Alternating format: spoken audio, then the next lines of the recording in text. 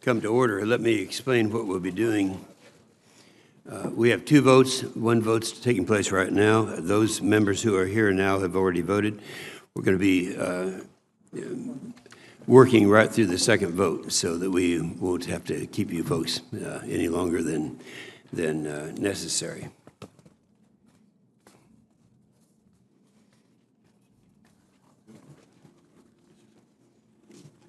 Well, oh yeah. The committee meets today to receive testimony on the posture of the United States Army and its fiscal year 2019 budget request. We welcome Dr. Mark Esper, Secretary of the Army, and General Mark Milley, Chief of Staff of the Army.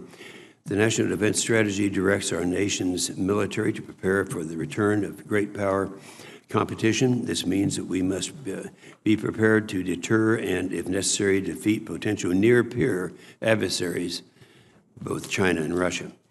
With their alarming speed of modernization of both conventional and nuclear forces, these adversaries now present a credible threat to America and our allies in the regions. It's time for us to take stock and act. Senior Army leadership has said the service is outranged and outgunned. That's a frightening thought, and we've heard it over and over again, and it is a fact. As currently organized and equipped, the future of the Army's readiness and relevance requires modernization now. The Army's modernization program unveiled last fall shows you take this challenge seriously. The solutions for acquisition and program management will help the Army prepare identified capability gaps within the force. Any successful modernization strategy must focus on results. Rapid prototyping and the realistic experimentation will be vital to getting modern, reliable, lethal weapons into the hands of our soldiers and doing so on time.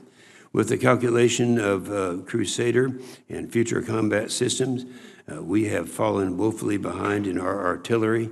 And that's something I'm very sensitive to, and we remember how much money both the Crusader and the Future Combat System ended up costing.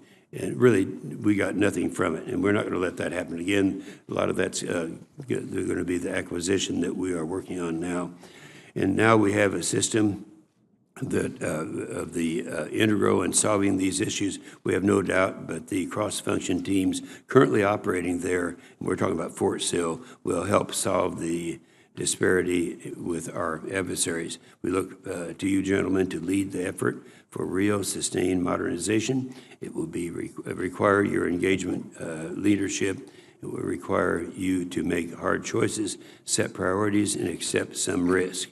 And it will require an open and transparent dialogue with Congress along the way. We look forward to working with you to make our shared modernization vision a reality as the Army reinvents itself to become the 21st century fighting force prepared for. You know, we're waiting now for Senator Reid to get here, and we're going to get his opening statement and start right away. But this is different than any time that I recall, and I've been on this committee for 24 years and on the House committee for 8 years prior to that.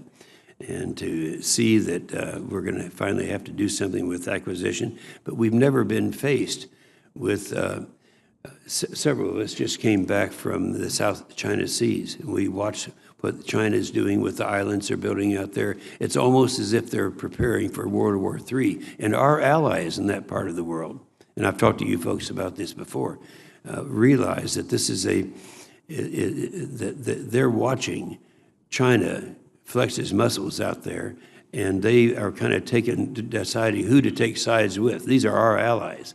So this is something that I suggest you guys have not had the opportunity to experience prior to the time that we're experiencing today.